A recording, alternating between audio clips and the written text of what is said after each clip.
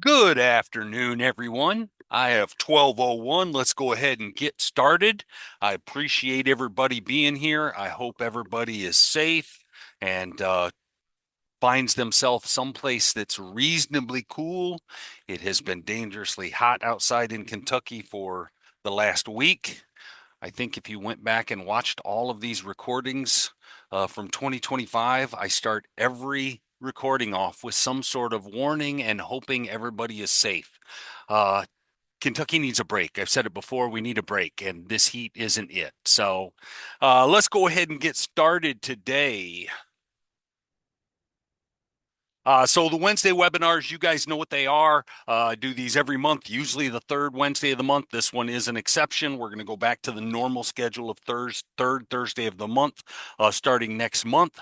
If you guys have any ideas for topics or for speakers, don't hesitate. Shoot me an email. Let me know what you're interested in, and I will do my best to fill that. So just some housekeeping for today. It's a safe space. There are no stupid questions, so feel free to ask. I've talked to our speaker today. If you want to ask a question immediately when it pops in your mind, you're welcome to do that. Raise your hand. You can unmute yourself and ask yourself. Or if you'd prefer, you may type that in your question into the chat. I'll be monitoring the chat throughout. So will our speaker, and we'll address it at the quickest opportunity. And as always, I'll send out the copy of the PowerPoint, any resources, link to the recording. End of the week, maybe early next week, but it won't be too long. Our recordings, as always, are on our YouTube channel. So today's topic, scientific communication, thoughts and considerations. So the importance of effective communication in a crisis cannot be overstated. What you say and how you say it matters. When addressing complex topics that may cause anxiety in people, it is especially important to communicate in understandable terms while still relaying factual and useful information. Additionally, many people overlook other considerations that may help to motivate behavior change, such as emotion, social networks, and group identity. Poorly done, this can lead people to make decisions they may not have otherwise made had they been more aware of the true nature of the potential hazard. Conversely, clearly communicating scientific information about risk can have a tremendous effect on the overall response and ultimately save lives. So please help me give a virtual round of applause to Steve Sugarman. He is the Vice President and Corporate Health Physicist with Summit Exercises and Training. He is an industry leader in developing preparedness solutions to build resiliency and mitigate risk before, during, and after a crisis. He has more than 35 years of experience in health physics. So please, again, help me give a round of applause. I am going to stop sharing my screen, Steve, and the floor is yours. Thank you for joining us today. I'm looking forward to your presentation. Thank you so much. Let's see if we can get this thing started here and get sharing going and everything else. Um, I can't talk and do two things at the same time. So, all right, can everybody see the screen okay? You're looking great, Steve. Awesome, perfect. Well, thanks everybody for showing up here. I know everybody's busy, so I will try to make this good for you and something that we can, walk out of here in the next hour with a little more in our heads than what we have right now. I think that's the overall goal of this. If you have any questions at any time when I'm on full screen, unfortunately, I cannot see the chat. So if you have something, um, they've really let me know, just interrupt me, or you guys can feel free to key your mic and ask questions at any time too. I'm not a formal person by any stretch of the imagination, so we'll try to keep this flowing as informally as we can, but get you out of here on time and everything else. A little bit about myself. Again, my name is Steve Sugarman. I'm a certified health physicist. I've been certified since, I don't know, early 2000s. I don't remember the exact year, but for a while. But I've been doing health physics work for 35 plus years. For those that may not be familiar with health physics, it's basically radiation protection is a more simple way to put that. My earlier experience, the first, I don't know, 12 or 13 years or so, I did a lot of work in radioactive waste processing and this type thing. And there I had the opportunity to deal with dose rates that could be lethal, contamination levels that, well, we'll say 8 or 9, 10 zeros after the end of it. So very high contamination levels. So I'm coming from a point of view to where I've had my hands dirty. I'm not coming from an academic point of view. Um, for the last 20 plus years, I've been doing a lot of emergency response. I've been with Summit now for 7.5 years, but prior to that, I spent 18 years as the lead health physics guy at the Radiation Emergency Assistance Center and Training Site, or REACTS, which is the DOE's emergency response asset tasked with medical management of radiation accidents. And there I had the opportunity to deal with some type of radiation event. Over that 18 years, I averaged about one a week. Some of them were real, some of them weren't. Some of them there were ones and twosies, and some of them were Fukushima level. So again, I've come from these things to a point that um, it's been experience. Okay. I've got a master's degree from the University of Tennessee. I know a lot of you from Kentucky. There's probably a joke in there somewhere, but I'll let that one slide. Um, but my degrees in safety education and service. I do not have a formal education in what I do. I'm self-taught, certified health physicist, and so it takes a little bit of it influences how I look at things. I don't look at things again from that academic standpoint. Although I have had the opportunity to support the International Atomic Energy Agency, World Health Organization, and various entities, on an international level, as well as DOE, CDC, and the alphabet soup of folks we have here in the United States as well. You can see my email address there at the bottom. Feel free to shoot me an email at any time if you have any questions, concerns, thoughts, whatever. I'll be happy to get back to you on that. So I'm going to start out here with this, excuse me, this importance of integration. What you say, how you say it's going to have a huge impact on emergency response. And a lot of things I see and have experienced is that there's really not a lot of good subject matter expertise involvement when it gets to the communication side of things. We kind of look back at the books, we look at the planning and everything else. But when it comes time to start doing the communication side of things, well, we find the person with a PhD and all these letters after their name, and they may be by far the smartest person in the room, but a lot of times people walk out of that message and kind of like, well, what the heck did they just say? Okay. So we have to take and integrate the technical expertise into the emergency response, particularly the communications aspects of it, right? Because what we do and what we say, if people don't understand it, how can we expect them to actually take what our advice is, as we, shelter in place or evacuate or do this or do that, whatever the case may be. So it's really important to integrate the subject matter expertise into not just the emergency response planning or response, but the communications aspect of it. Well, I want to hit on some of this as we go forward. Okay, the single biggest problem in communication is the illusion that it's taken place. I think we've all been in those places. We've all talked to the people. We see the words come out of their mouth, and we kind of understand the words, but do we really understand the message? Communicating and giving information are two different things. And our goal should be to communicate what's being said. Now, I want to give you an example. I come from a radiation background, all right? So a lot of the examples I want to use are probably going to go from that radiation side of things. And I understand that not all of you are radiation people. This is a technical or scientific type thing. So let's look at this. This came from genome.gov. So this is a government website. They were talking about the mRNA vaccines back in COVID. And, whichever side of the fence that you sat on, whether you wanted the vaccine, you didn't want the vaccine, whatever that was, we won't get into that particular thing. But there are a lot of people that were out there explaining how this mRNA vaccine worked.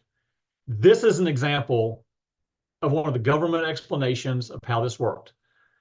Does anybody in here want to key their mic and explain to me what this says in ways that I can understand it? Now, this is a good opportunity for you to exercise your communication skills. This is what people were given. And then we expect the public to look at that and to understand what it says. I've got a 15-year-old son. He's 15 now. He was 10 at the time, right? And they're asking what's going on. My wife, my neighbors, how does this stuff work? Well, we can't use words like, spike protein or, mRNA and all this other stuff. RNA sounds a lot like DNA. You look at the little double helix that you see up here in in the picture right here, well, that looks like a DNA molecule to me. How's this mRNA going to do, and how's it going to affect, and everything else? Well, when I explained to people how this stuff worked, I essentially told them, hey, you know what? Let's imagine you're writing a recipe to bake a cake, and you write that recipe down on a letter. You seal it in the envelope. You go out and you stick it in the mailbox, and you raise that little red flag. The mailman comes by, takes that letter, delivers it, from me to you, puts it in your mailbox. You take it inside, open that letter, and implement the instructions and bake your cake. The mRNA is the mailman. Doesn't interact over here, doesn't interact over here. It delivers the message. So it's not affecting DNA. It's not doing these things. Now, are these things like, maybe 100% technically correct? Probably not. You speak to a microbiologist, they're probably going to tell me all kinds of things I might be, a little bit wrong in. But I think sometimes when we're talking, we have to understand the perspective of the people we're talking to. And so when we integrate technical expertise into the communication, you need to make sure your technical expert doesn't speak in words like what you're reading up here. How do they get through? How do they do that? Okay. Radiation disasters are the same thing. Now, you can look at these headlines right here, okay, that are popped up. Um, it's kind of nuts, okay? Radiation scares people. There's a lot of things that come up with the folks. There are a lot of misperceptions that are out there and everything else. And can you guys see these videos over here on the right side of my screen where everybody's got their, or is that showing up only to me? I see no videos. All I see is your radiation disaster can be different Okay, no, slide. that's perfect. That's All right. perfect. I'm seeing the video on my side and it's blocking the screen. I wanted to make sure that you guys weren't, so I could try to close that out. Okay, perfect. Awesome. So we've got this radiation stuff, right? And radiation is another one of those things that creates fear in people. They don't understand it, right? And we start to look at these headlines up here. Anti-radiation pills bought as U.S. fears rise. Okay. And you can look at the date there, 2011, March 14th of 2011 on that one particular article, which was right when Fukushima, right? As a matter of fact, if we go back and look at March of 2011, if I ask you what happened in Japan in March of 2011, I bet many of you would probably say, oh, that's the Fukushima event that occurred. Well, the real disaster was that tsunami and that big wall of water that came through and killed tens of thousands of people. That, just to be blunt, Fukushima was a pimple on the butt of the real disaster. Okay, it was a hassle, it was a pain. I'm not meaning to downplay it, but the fact that it was radiation involved with it really drove up the concern with it and the popularity or the infamousness of it, whatever the right word with it. These headlines started popping out. Now, these headlines tell people that there's such a thing as an anti-radiation pill. What they're really talking about there is potassium iodide. So if any of you have to do emergency management for a nuclear power plant, you know that that's something that's used. It's for one radioisotope. It's the radioactive iodine that may be released during a power plant release. And basically what it is the body doesn't know the difference if something's radioactive or not. It just works on how it works chemically. So iodine goes to thyroid. We take the non-radioactive iodine, saturate the thyroid with it. Radioactive stuff comes over. We take it into the body. The body says, more iodine. I don't need any more. I can get rid of this. So out it goes, thereby lowering your radiation dose. Okay. Now, these concerns about people, and you can see these headlines start to send bad messages because they don't understand. You've got this one guy down here, and Bandashevsky, however you say his name down there. I don't like the term low dose radiation because it's made up by advocates of nuclear energy. No, it's not. It's not made up. There is big and little, right? There's high and low. Any amount of radiation gets inside the human body, it decays there. Well, radiation doesn't get inside the human body. Radioactive materials do. And what happens when materials of any kind get inside the body? It's metabolized, used, or excreted. So yeah, it doesn't just decay there. It doesn't go. The body gets rid of things. So the dose is never low. That's not true. If you don't take much in, you're not going to get a very high radiation dose. But here you have a technical expert saying something. I'll put technical expert in quotes here. Technical expert saying something and delivering a message that maybe he has an agenda. Maybe he's trying to say something and he's just not saying it very well. So we have to look at and incorporate these things and provide training and expectations. Later on, I'll go back through that a little bit. Now I want to show this video to you. It takes 3 or 4 minutes here, so I'll sort of be quiet while this goes on. But this is something done by the CDC, and this was excerpted, and it's about people's understanding of radiation. And again, I kind of concentrate on that, but think about the technical aspects and what people are hearing based on the messages they're receiving on this particular topic.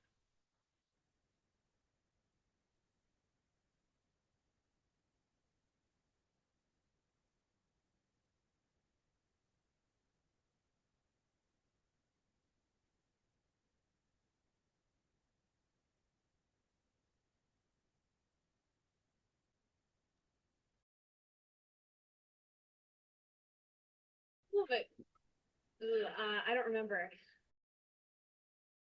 About radiation is from TV or movies and books, if that's even accurate. I do know that it can really mess you up, and you don't really have to blow it out of proportion to understand that. Comic books. It's in so many comic books, and I know it's not the best source of information, but I figure whatever, the science is probably right, or at least close. Honestly, I know in video games, if you stand by the radiation cloud, your life meter drains.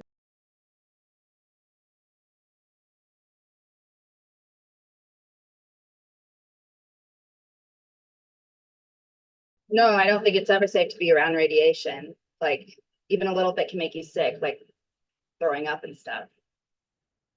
I don't know. Any kind of radiation is dangerous. I mean, that's why they took those machines out of the airports, the ones that can scan through your clothes. There was too much radiation for people to be around. It could have made someone sick. I think you'd have to have something protecting you. Like, what's the thing at the doctors, like the lead thing they put in front of you for an X-ray?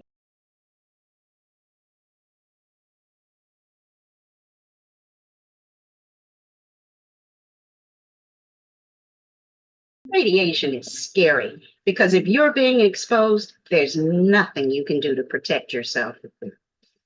Well, if radiation gets in you, it's there. It stays with you forever, the rest of your life.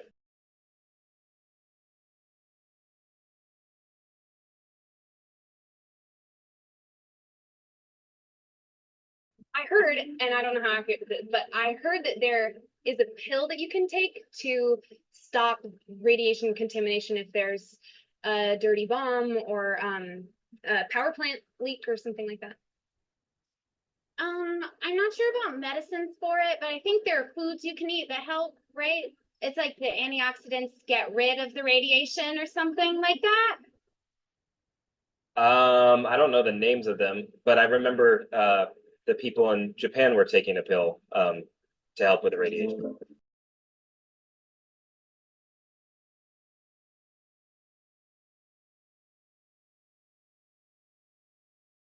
I think if a nuclear bomb went off, we would pretty much all be done for. We would all be vaporized. I remember doing the drills in elementary school, the duck and cover drills. A disc is not going to save you from an A-ball. Really? No. No, I don't think so. I mean, I guess if you're far enough away from the explosion, then like, yeah, you would like not hit the blood. So I want you to think about that. Okay, those videos that we just saw there and people's perspective. Well, I see it in comic books and I figure they've got the science right. Okay. You see the anti-radiation pills that were there. The one woman says that they took the scanners out of the airports because of all the radiation that you were receiving, when in actuality, you're getting more of a radiation dose from the flight you're taking than the machines actually generated. Okay. Now, all these things, again, I know it's radiation heavy, but substitute anything you want to.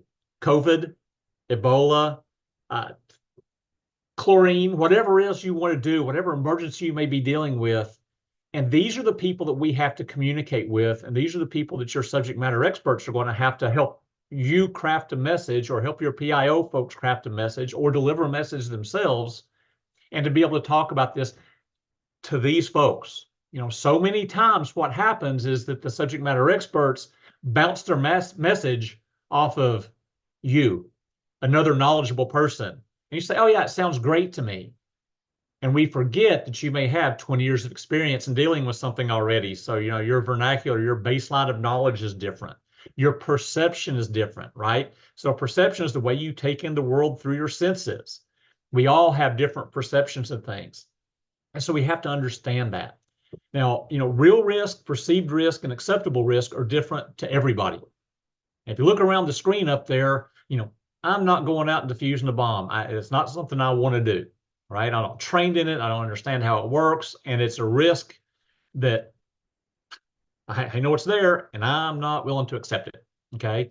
Law enforcement officers, we take for granted how a policeman, pulls somebody over at 2 o'clock in the morning to ask for license and registration. There's a tremendous amount of risk that goes along with that.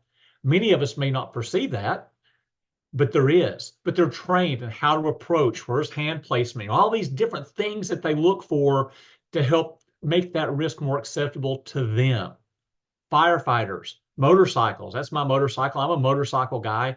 And my friends who happen to, work in an emergency room think I'm nuts for riding a motorcycle because they see the other end of it, right? I see the two wheels up. They see the two wheels downside of it.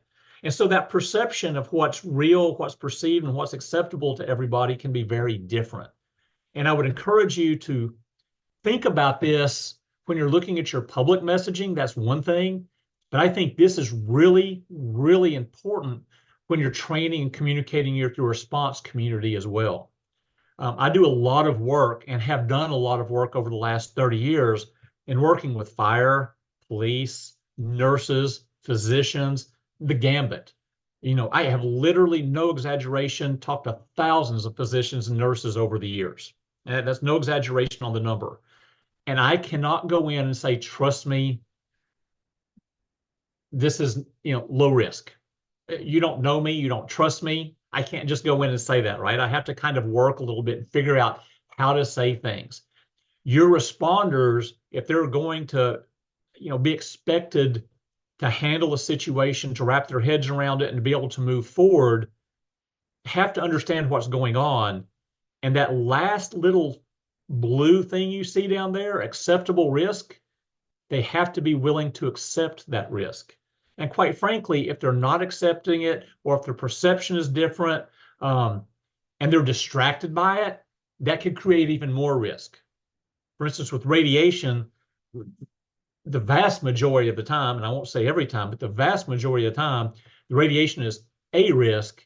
It's not the risk. Fires, collapse hazards, electrical hazards, traffic, all these things are the bad guys with guns, secondary explosive devices, whatever. Those are the real risks. Radiation is a nuisance. But because it's not understood, because people's perceptions of it, they can, look at it a little bit too much and allow it to be distracting. Now, I'm not going to ask you to say anything out loud or type in the chat or anything, but I just kind of want you to think. I'm going to flash some words up here and kind of think what goes to your mind when you hear these words. Okay, what's the first association that goes with it? Emergency. What pops into your head? Just sort of make a mental note of that. The next one, radiation. I would venture to say for many people, the words that pop in your head when you hear radiation are cancer, destruction, mushroom clouds, those types, hair loss, mutations, these types of things. Virus. Some of you may say computer virus, right? Others are going to talk about COVID. Others are going to talk about Ebola. Others are going to talk about, whatever. So we're all going to have different perceptions of that. What about dihydrogen monoxide? What does that pop into your head? And I hear dihydrogen monoxide. Whether it's true or not, there's a urban legend that a school in California banned the use of dihydrogen monoxide in their school because it's a component in many cancer-causing agents. It is proven to, while although essential for life, it's proven too much of it is lethal, and they banned it. Think about what dihydrogen monoxide, what is dihydrogen? H2, what is monoxide? O, what is H2O? This is the chemical word for water, but the perception of how you say it is going to be very different about how people take it, Okay, so we have to be careful with these types of things. Got another video here I want to show you. Is this clear or unclear what this guy's trying to say? So specifically, you're looking for the dirty bomb. You're looking for nuclear weapons. Correct. Weapons of mass effect. You're Tonight, the stunning response raises serious questions about the safety of San Diegans. And while 10 News reporter Mitch Blocker was working on a story on San Diego port security, the subject turned to weapons of mass destruction. And the answers may leave you speechless. Last year, 340 cargo ships coasted into San Diego, all potentially a hiding place. Given the open access from the waterways and the Navy fleet being here, I'd say that absolutely San Diego's a target. San Diego's Assistant Port Director, Al Haller, showed us the radiation monitors used to find nuclear devices. But when we started asking questions, we were surprised by what he said. So specifically, you're looking for the dirty bomb. You're looking for a nuclear device. Correct. Weapons of mass effect. You ever found one? Not at this location. But they have found them. Yes. Well, Off camera, the public affairs officer interrupted. Okay. You never found one in San Diego. I'd say at the port of San Diego, if not. Have you found one in San Diego?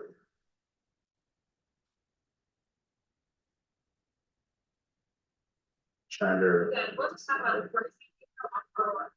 Besides being San Diego's Assistant Port Director, Haller is also a Customs and Border Protection Officer. This story. Right. So I'm just going to have to skip to the end of that one there, right? I think we can all sort of wrap our heads around what the story was with that. And again, this because the guy is subject matter expert. No, he wasn't. But those are people that you may reach to as emergency management people, you know, if you're ever involved in communication or some type of press briefing or whatever the case may be. So again, make sure that your folks understand what the subject is and can communicate about what that may apply. These types of messages that go out have a tremendous effect on the public's willingness to, you know, listen, believe us. It affects all of our credibility, right? If we're trying to do something. So who we select to speak for us is really important. And that said, it has to be the right person, right? The use of difficult specialized words are a sign that tell people they don't belong. If I start talking to you about energy deposition due to low energy photons and soft tissue, most of you are not going to know what the heck I just said. All right. I have to be able to describe things in words that are relatable to the audience. Now, some of the communication goals here when we're looking at this is, you know, we need to understand that communication is just not getting a message across, right? Why is it? What are we doing it for? What could be the impacts of it? And yeah, we want to inform, but by informing people in an effective way, it can decrease illness, injury, and death, right? Here's how you protect yourself. Here's how you do this: shelter, evacuate in this direction. Hey, just because you're, you know, feeling a little bit sick at this time, don't run to the hospital. It may not be, you know, this that did it. It could be the, you know, 17 margaritas you had last night doing it. Here are the things that are making you sick. Don't overwhelm the medical system. Obviously, effective communication is going to facilitate response and recovery efforts. It's going to avoid misallocation of your limited resources. You know, if something happens in your general area and it's a large event, your resources are going to get eaten up really, really quickly. And we sit at these exercises a lot of times and sit around the table and it's like, well, the federal assets or state assets or federal assets are going to be there to help us. Well, yeah, maybe, maybe not. You know, if you're in Harlan County, Kentucky, and something goes wrong, how long is it going to take state or federal assets to get there? You know, if you're in Lexington, it's one thing. If you're in Harlan County, it's a different thing, right? And so all these local things and responses, your limited resources may get up really quickly. So good communication can help you efficiently use those.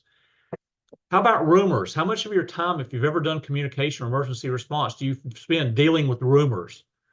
And if you could do away with rumor control, you probably increase your other stuff you could do by 40, 50, 60% just by dealing with that stuff, right? And then again, like I said, the unnecessary hospital visits and that type of stuff that we can do, which again, helps those limited resources. Hospitals are for sick and hurt people. They're not for scared people. Scared people should go to a community reception center or something like that. So you have those plans are able to communicate it such that they'll actually listen to what you tell them to do. Okay. So people need some basic things. They need air. Okay, that's alert, inform, and reassure. This is really what we want people to do or want to do with our initial communications. Let people know what's going on. Hey, something happened. Inform them about what to do and reassure them we're doing everything we can. Everything's going to be okay, right? So how do you do that? It's telling people what happened when we're communicating. What available facts are there? We don't need to make stuff up, okay? But what available facts are there? What does it mean to me? How does it affect me? Or how does it affect that receiver of the message? And then what are we as emergency response people doing about it? So these are the big things that we need to concentrate on. And now we're starting to get into where these subject matter experts, me as a health physicist, many health physics people have not had training on communication. We don't know how to interact with PIOs. We don't know what to do with messaging. We don't know alert, inform, reassure, or what happened, what does it mean, and what are we doing about it? That those are really those initial PIO goals to get things out there. And so if you grab this PhD professor that is used to talking about, again, cytoplasm interactions and viral interactions at a cellular level at, in an academic institution, and you expect them to get out and provide a message that John Q. Public is going to understand, it's very difficult. And keep in mind, John Q. Public, many of those, are very educated people. A lot of John Q. Public has a hard time reading at a 4th grade level. And I'm not talking that there's a difference in educated and intelligence. So I'm not casting dispersions here, but we have to be able to converse and communicate with people across this whole gambit. And to throw the other things in here, what about people who English may not be their first language? They still fall under your umbrella of having to protect the emergency management and these type things, right? So we have to be able to hit these goals here. But crisis provides an opportunity. The Chinese character here, the symbols for crisis, are actually danger and opportunity. And I love this little quote here from Einstein: in the midst of every crisis lies great opportunity. Right? So when something happens, we have an opportunity to communicate. And the danger part is there's a crisis. We've got to worry about rumor, gossip, speculation, the heightened public fears and apprehensions that go along with it. There's a limited access to facts. And hopefully we all know when a crisis occurs, when something happens, initially, facts are really hard to come by. Okay. And this is true with basically anything. I can tell you when it's a radiation related thing, there's been a release of radioactive material, be it if it was a dirty bomb or some type of dispersal device, or if there was something that was released from a power plant or whatever the case may be. Those facts, as you know them, are going to change over time. So if it's a radioactive material release, there may be an initial plume model that's developed and put out. Okay, that we expect the explosion had X number of TNT equivalent, and it happened in this particular way, which threw it up in the atmosphere in a certain way, and the meteorological conditions are going to predict it happens here, and we kind of make some early assumptions based on that. And then you start to go out and you start to get ground truth. You start to take measurements of whatever it is, and you feed that back into the model. And all of a sudden, the plume looks different than it did before, right? So again, quote unquote, facts are going to change with time. So there's going to be an unstable information environment, especially early on in the crisis, and things are going to change. So how do we deal with that? Are your decision makers that are out there that, your elected officials that may make that decision to evacuate or not, or shelter in place, and how do you do? Are your subject matter experts that may be whispering into their ears or whispering into your ears so that you can deliver the message, knowledgeable about these things and able to relate it in such a way that you can take it and actually use it to do your job? So we think about communication a lot of times as speaking to the people out here, right? But if I'm your subject matter expert on a radiation event and I'm speaking to you, I have to be able to speak to you in terms you understand too, so that you can in turn go and do your job, right? So communications and integration of subject matter expertise into these scientific and technical communications is really important. Now, the opportunity, hey, we can, develop some educational outreach campaigns, right? There's something happened. We can use that to help teach people. We can have some, immediate response information that's out there. We can provide something there. We can provide precautionary emergency response, again, shelter, evacuate in this direction, whatever the case may be. So in a crisis, yeah, there's some bad stuff, but we can take advantage of this as well to help, educate, provide information, to reassure, to provide that air that people need and help soothe things over. Again, when we're doing that, we got to keep things simple, right? It's, again, nobody wants to see this math formula up here. I mean, I don't know about you guys. I don't want to have to do that kind of stuff. I don't want to have to explain it, and I don't want to have to do it. Okay. But that technical SME there, not just technically knowledgeable, they can't just solve the equation. It's got to be someone who's able to effectively communicate with a wide range of people. Okay. Earlier, when I introduced myself, I said the first 12 or 13 years I worked in a fairly heavily industrialized environment. Okay. We did waste processing. So I worked with the country's first incinerator that was commercially licensed to process radioactive waste. The world's first foundry specifically built to process radioactive metals. I was the first health physics manager of that facility. Early on in my career, I had to do radiation worker training for people coming to work at these facilities. And so you would have people in the room that had a PhD in physics sitting right next to, a guy here from the mountains of East Tennessee, sitting right next to a person that couldn't read and write. And I'm trying to teach those folks, basic radiation safety and how to work in these environments. How do you do that? How do you effectively communicate to a wide range of people? And so those subject matter experts that you're picking have to be able to do that and do so in understandable ways. So my one homework assignment I would give you is, as you've identified your hazards and what you may have to deal with in your particular area, which I know you've already done, is now go back and look who can help you develop messages and provide them to the wide array of people that you have to support. And it may be two different experts, quite frankly. So how do you do that? Okay.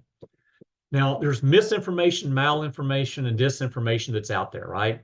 Misinformation is just somebody's wrong, but they were just wrong. It's an innocent mistake, okay? But it happens. Malinformation is they've taken the facts and they've stretched it. They've kind of made it meet their agenda, okay? And then you've got disinformation. It's just somebody just kind of out and out lying to you, okay? Disinformation is just a polite way of saying, and they're not telling the truth, okay? So we have to deal with all of these various things.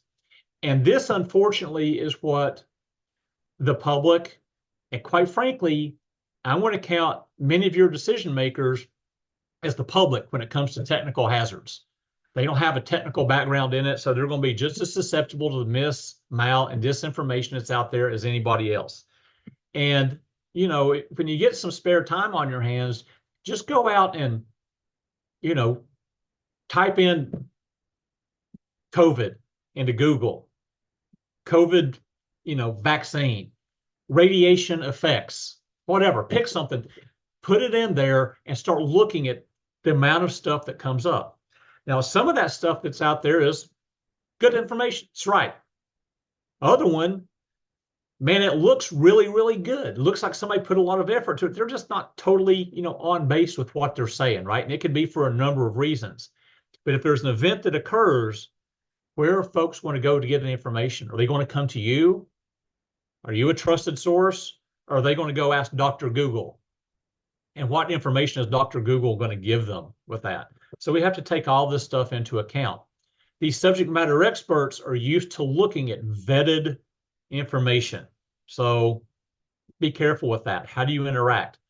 Marilyn, I see your hands open. If you want to key your mic there, I'll get you. Yeah, and I don't want to take you off track, but I know this presentation is about communication, which is really valuable and timely. And I'm just wondering, in terms of radiation, there are different stages. There's when the radiation actually occurs, and then afterwards. For instance, I'm guessing that if you take potassium iodide 3 days later, it's not going to help you, right? So I'm just wondering, you must know good resources for us to help us understand different stages of that type of thing. And I'm just wondering if you'd share that. Yeah, I do. And I tell you what, I'll make a deal with you. If you'll send me an email, I'll try to get it in the chat, but based on time and everything, I'm probably not going to get it there and I can't open it up here and do things while I'm talking. But if you have questions about that, send me an email. Steve Sugarman, all one word, at summitet.com. And it was on the first slide. And I think we're going to share the presentation. It'll be there. Send me an email and I'll send you some links to some resources. If you have any other questions, I'll be happy to answer. Is that fair enough? All right, perfect. So yeah, just let me know and we'll get you hooked up with all that information there. So yeah, so we get this information out here. And again, there's a lot of stuff that's out there, good, bad, whatever. We have to figure out how to do that. And again, incorporate those SMEs into it. If it's me, I understand this. And I know there's going to be things I'm going to have to combat. And I'm going to have to look at it up front, right? And know that I'm going to do this and kind of preload my messaging. Maybe I can address it up front before questions are asked and that type of stuff. So having that training out there is really important. Now, this is one last video here, and I'm going to let you get the gist of it, and we'll skip through it in the interest of time here. But this is another, again, it's a radiation event that is really a bunch of nothing, but I want you to listen to what this reporter says. To News Center 22, an allegedly drunken driver going the wrong way on Route 91 in Springfield early this morning almost caused a catastrophe. A radioactive contamination catastrophe. This when his car collided with a flatbed truck carrying radioactive materials. News Center 22's Cy Becker has been covering this story since before dawn. Cy is standing by live in downtown, where he has been for much of the day. Cy?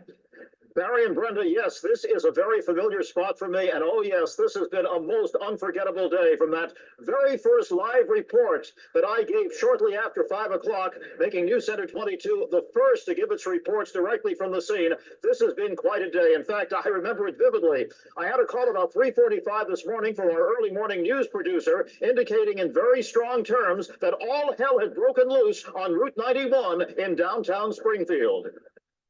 This is the site that greeted me as well as a small army of emergency personnel. The truck loaded with 4,000 pounds of uranium dioxide. That's a nuclear power fuel. It was a roaring inferno. Firefighters knew exactly what they were dealing with. They didn't tamper with the flames. Radioactive material is different from normal materials. You can't just run in and try to put it off, and you're going to get people hurt and killed.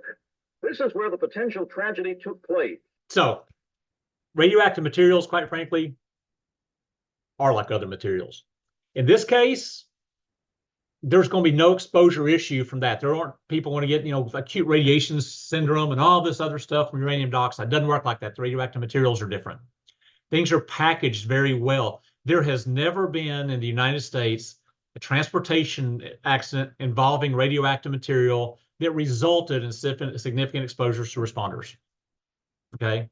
In this case, think about the messaging that was there. What came out to the public, okay, all hell's breaking loose, according to this reporter. He was pretty proud of himself for reporting this at 3:20 in the morning or whatever time it was, right?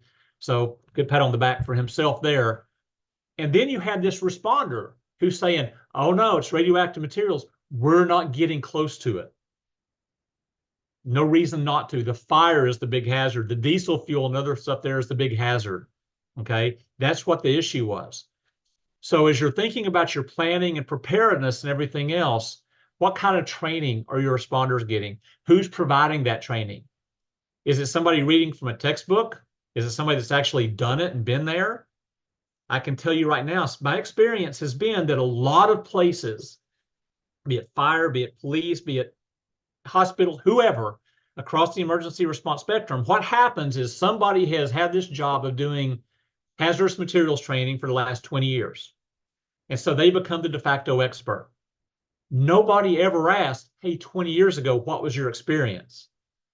Well, I just got this as an ancillary duty and I kind of taught myself from reading books. Well, great. Does that make you an expert? No, it makes you good at regurgitating information, right? And so we have to be able to understand how this works. And when people get stressed, their ability to understand what goes on, you can see this here from Dr. Vincent Gavello. It's about 4 grade levels below the average grade level. So stress is something that brings people's ability to understand down even further. This is not something that responders are immune to. Okay, so we have to take that into account again, think about it. So here's a couple of things. I want to give you this definition of radiation: emission and propagation of energy through space in the medium in the form of waves or particles. Well, great. What does that mean? It tells you that radiation, quite frankly, is a very encompassing definition. The light coming out of the light bulb behind you or above you, whatever, light is a type of radiation.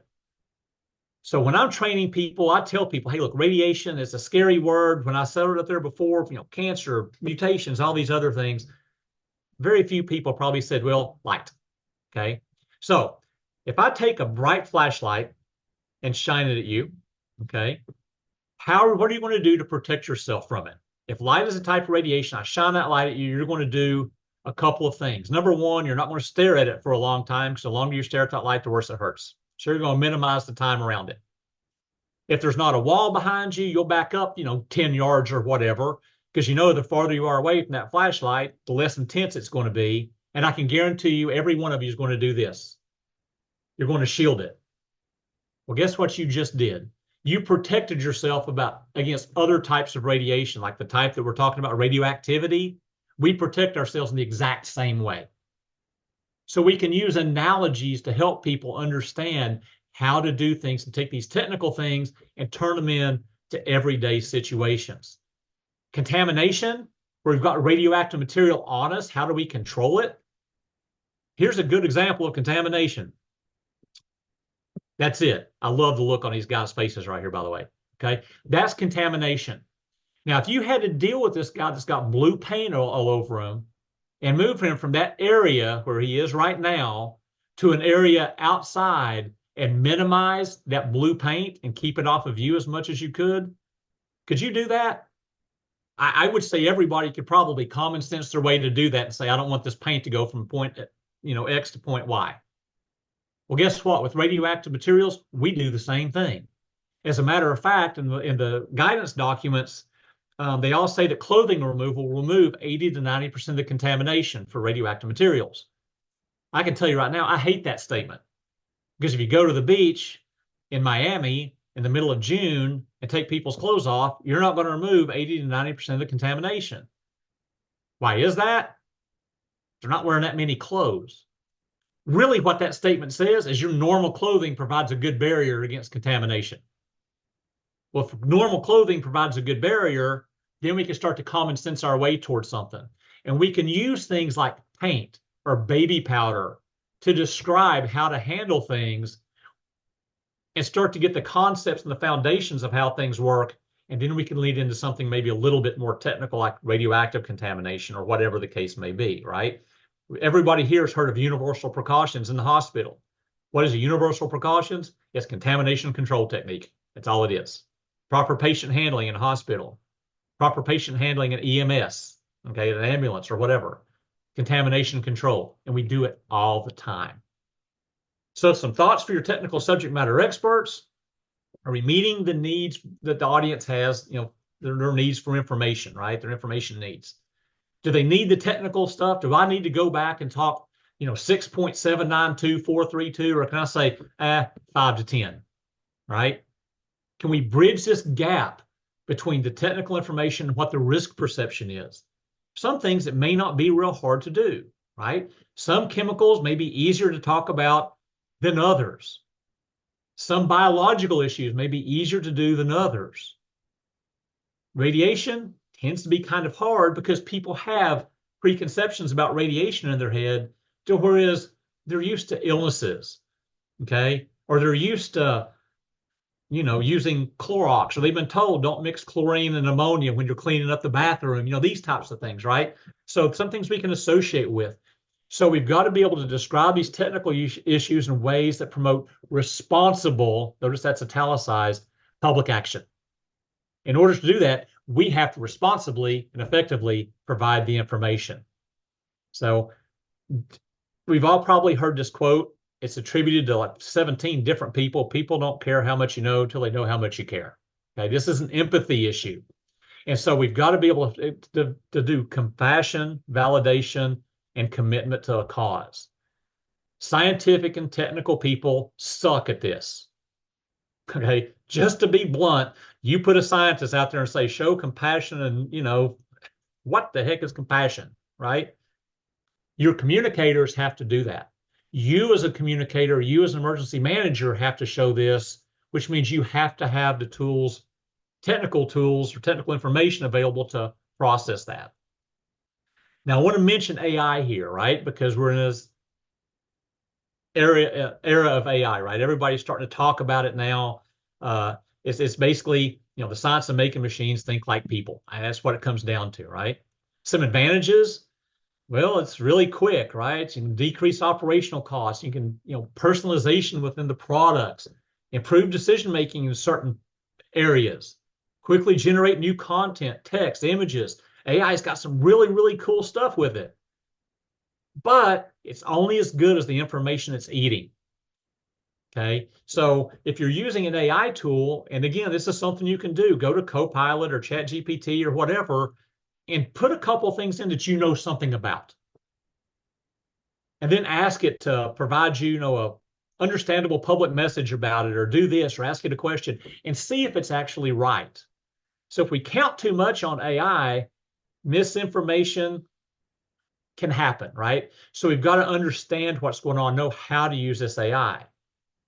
And if we look at these numbers, 77% of devices today use AI technology in one form or another. When you do a Google search, it's basically AI, okay? 84% use one or more AI-powered devices or service. 40% of Americans trust it. 51% use digital assistants in cars. So AI is out there. We have to understand the advantages of what it is, because there's a lot of really good things. We have to know how to use it and understand it's out there. It's unavoidable. We're not going to get away from AI. So learning a little bit about how to incorporate that, or if you do it, keep in mind and have it vetted. The successful risk and crisis communication, again, execute response and recovery efforts. All this is going to be successful, decrease in illness and injury and death. The misallocation, we can avoid it. We reduce rumors. So effective communication is terribly important. We have to speak in understandable terms. And again, this is understandable to the person on the street, not if you're talking to radiation and asking me if it's understandable, you're asking a biased audience, right? What I tend to do is I walk across the street and ask my neighbor. I've gone and knocked on my neighbor's door a few times and said, hey, I want to tell you something. I want you to tell me what I just said in your own words. And if they can do that, I know my message is good. If they can't, I need to go back and work on it a little bit more, right? Don't always pick the smartest person in the room. They may not be the right person, okay? And I like talking in analogies. Again, I'm an East Tennessee guy. I like talking in apples and oranges. If I can see it, touch it, feel it, I can understand it. If I have to conceptualize it, it's very difficult for me to wrap my head around it. So I always take things into things I can see. Contamination, controlling baby powder. I knock over a 55-gallon drum of baby powder, and I'm wearing a black velvet suit. Now, how do I get out of the room and not track that baby powder around the house? I can figure that out. I can see it. I tell you, it's radioactive material that you can't see. All of a sudden, it becomes something nebulous. Same basic principles, right? Light is a type of radiation. Protection principles are similar. For me, mRNA was the mailman. I write the recipe, seal it in an envelope, and send it to you. The mailman is the mRNA, okay? The single biggest problem in communication is the illusion that it has taken place. Just because I said something doesn't mean that communication occurred, right? So my dad used to tell me it's better to speak with people than talk at them. You sit in that college course and that professor's up there rambling on like the dude in Ferris Bueller. He's talking at you. He's not speaking with you, right? Speaking with is a two-way thing. Is it better to be 90% correct and somebody understand what you're talking about, or 100% correct and the message gets lost? Depends on who you're talking to, right? I'm talking to the public. I want them to get the point across. I'm talking to a technical conference like I'm going to here in a few weeks. I need to be 100% correct or I'll lose my credibility with the audience, right? So the situation can dictate this. Make sure your technical expertise is integrated into messaging. Be that public messaging or training of your people. Okay, how do you do that? Is it things being said correctly? Does it make sense? Um, does it help with the risk assessment, the risk acceptability, the perceptions? And I always go back to how did I feel when I first started in my particular industry? Okay. I remember going in, working somewhere, touching my mouth and going home and having a numb tingling feeling for 3 or 4 hours on my mouth. And I thought, oh my God, it's the radioactive material. Intellectually, I knew that wasn't true. But emotionally, 3 or 4 hours before I could talk myself out of that little tingling feeling. And every time I talk to somebody new about radiation, I remind myself, hey, they may be afraid. And until I address that apprehension and make them comfortable with it, they're not going to listen to the message I give them. So delivering a message sometimes is step two. We forget step one, which is that compassion, empathy, and understanding. So I would encourage you to think about that. Okay. Again, the two words information and communication are used interchangeably, but they signify different things. Information is giving out. Communication is getting through. The goal is to get through. Now, I've just gone through this, and again, very quickly, I know it's like drinking from a fire hose, a ton of information. So I apologize for talking so quickly to get through it, but I think we may have some time for some questions. I'll leave that up to you guys to see what the time is, but appreciate your time and attention. Thank you very much. And please, send me emails that you may have if you have any questions or anything else. And at this point in time, I will stop sharing the screen, but stick around for any questions and let somebody else tell me what to do. Steve, thank you so much. I appreciate it. That was great. I took so many great notes here. I can't tell you how many times you referenced specific information in the L105 basic public information class that I teach. I mean, you just kept hitting on it. So thank you so much. I appreciate it. I loved how you talked about working through your hazards with the SMEs. I think that's very important. We talk about regularly, you have to build the trust of the public. You also, I think, have to build the trust of the subject matter experts that they can communicate with you and you won't lead them down a bad path. So I think the more often that you can communicate with them is great. Does anybody out there have any questions for Steve? I have a couple of slides I want to show. I'll talk about the next presentation, but before we do, does anybody have any questions for Steve? I'm getting lots of comments. Love that. That was wonderful. Thank you. Great information. I've got one. Go ahead. And this is the first of these trainings that I've been on, so forgive me if you all are just totally old hat at all of this. But there's a lot of research out there that says if you provide more information, sometimes people will retreat into their disinformation corners, right? That if they want to believe that the teeny bit of radiation that was discovered in that landfill over there is bad and going to cause them cancer, if you tell them the truth from your scientific perspective, which is, no, it's really not that big of a risk, it can come across sounding like the government is basically, poo-pooing public concern. So yes, I do agree that compassion piece is very important. But I mean, how do you get around that perception? So I think a lot of that has to do, and that's a great question, it's a great observation, but I think a lot of it is I'm a big advocate, and I do some PIO training and this type stuff specifically on radiation communications, but again, substitute technical for radiation in some ways. I'm just not a technical expert on viruses, right? So what I tell people and really encourage them to do is they need to find a subject matter expert, in my case would be radiation, and provide the training that I need to support them in public information, and information sharing. So I might not be the one that you want to put in front of the camera to talk, but I can be the one to help you shape your message because, your PIO should understand the emotional aspects of it, how to do that, how to play those little bit of games to how to do. For me personally, when I've had to deal with this in the past, I would go out and say, hey, you know what? I'll be the technical subject matter expert. Let's go out to the landfill and I'll stand right here when I'm delivering my message and show you that it's not a risk.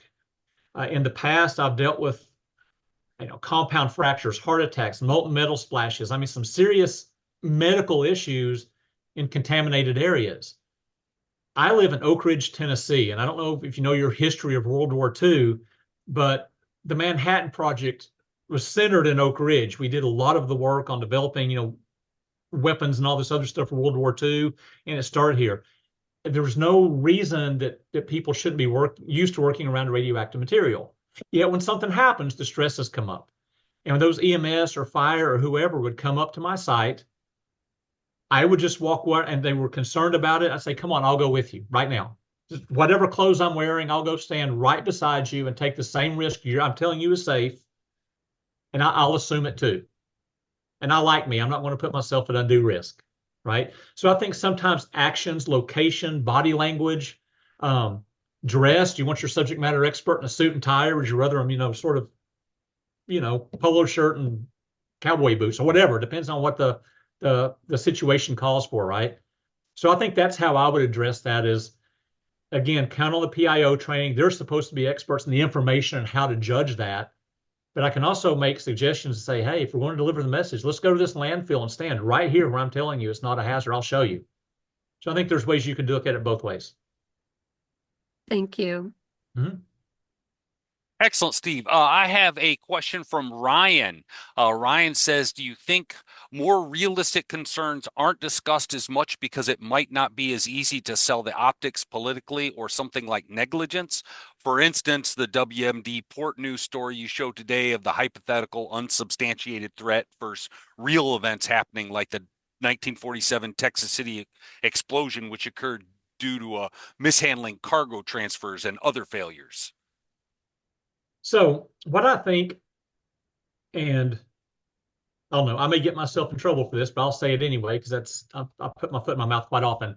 I think a lot of times we don't talk about something until after the fact. We tend to be reactionary in what we do. Okay.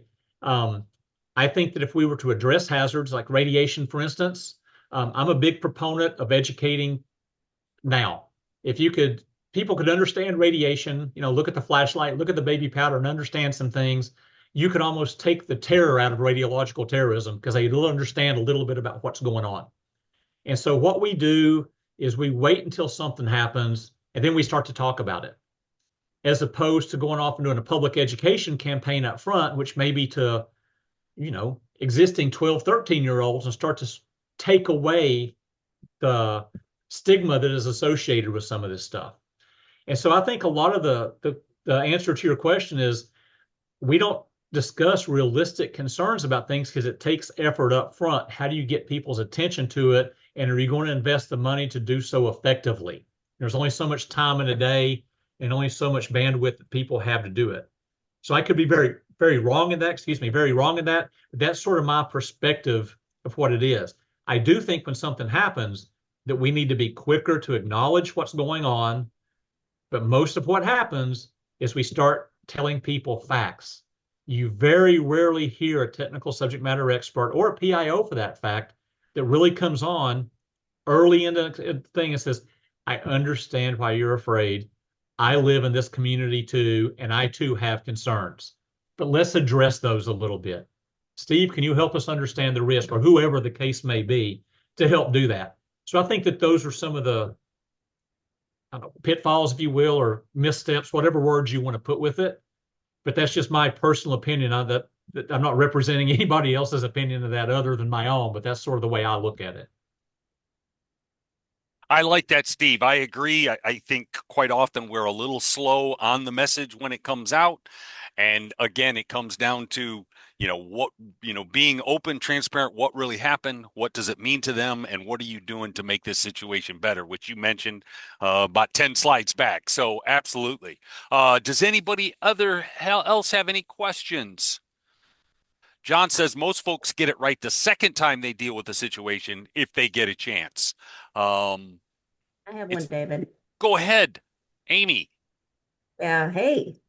Hey, I just have something that I think that a lot of people don't understand or don't take under consideration is, I live in Chattanooga, Tennessee, where we have a nuclear facility as well. And we have found in previous that when we ask residents in the event that we had a radiological emergency that we ask people to take the KI, well, there is the problem. Take it. Do we take it somewhere? Do we actually administer it? That is one thing that we have noticed that we have to be very careful on our verbiage. Another one is shelter in place. There are a lot of people that have the misperceptions of what is actually shelter in place. So what we might think in emergency management might be shelter in place, might not be that for the general public. And the other thing is a lot of people need to consider the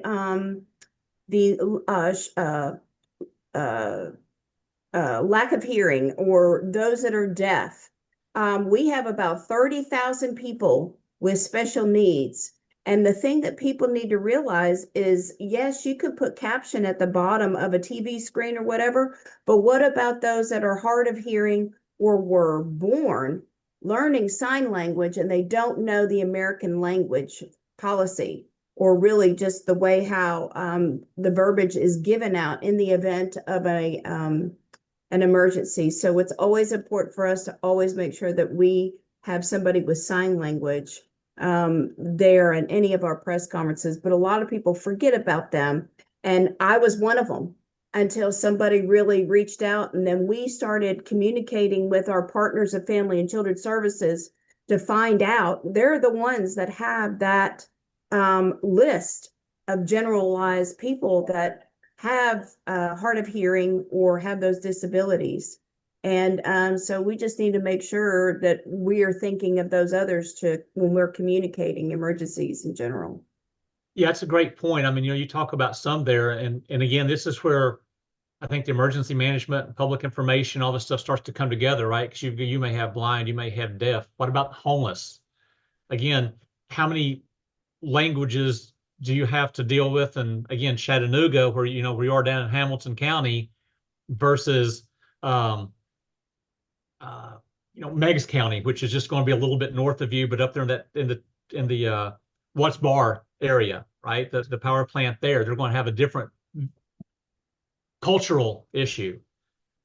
So all of those things you got to sort of think about. And so as you go through, look from the PIO standpoint, again, I'm not an expert in public information, that's for sure, but there are a lot of populations that you have to reach as an emergency manager you're responsible for regardless. Again, that could be homeless, it could be transient, it could be, what about visitors, people coming through that may be at the Chattanooga Aquarium that are from out of the area that don't know where to go.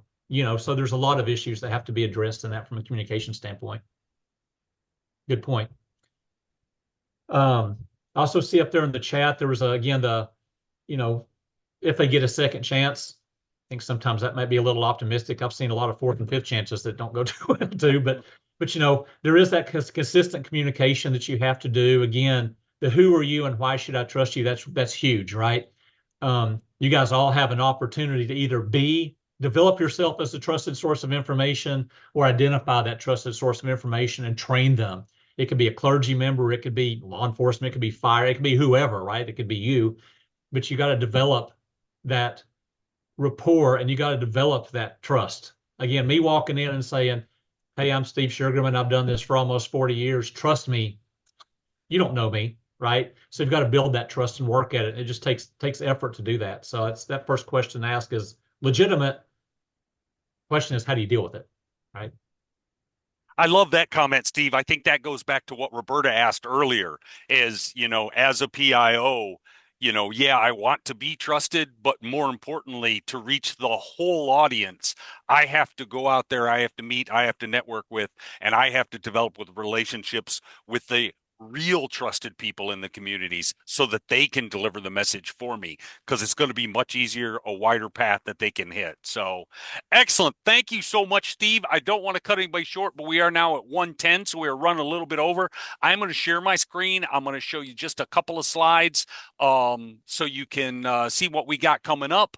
So again, everybody has my contact information. Feel free to contact me anytime. Our next webinar is going to be July 16th. It's effective alerts and warnings. For anybody that knows Jeanette Sutton, she's with the Warn Room. She is famous for making simple messages for those wireless emergency alerts that you receive, making sure they get through. So I'm looking forward to that. That should be a great presentation. Registration is open for that. That is back to the third Wednesday of the month. It's going to be July 16th. Web link to registers right down there. Plus, I'll have it in the follow-up email that I send out. So again, I want to thank you, Steve. I appreciate all your time. It was a great presentation. I will send you an email, and I'll get those resources that people ask for, and I'll make sure to include them in my follow-up email. I will include a copy of your presentation, links to those videos, and a link to the recording on our YouTube channel. So once again, everybody give a round of applause to Steve. It was a great presentation. Thank you so much. I appreciate everybody for attending. Thanks for hanging around a little long, but it was great questions. And have a great rest of your day. Try to stay cool, and we will see you next month. Thanks, everyone. Be safe. I appreciate your time.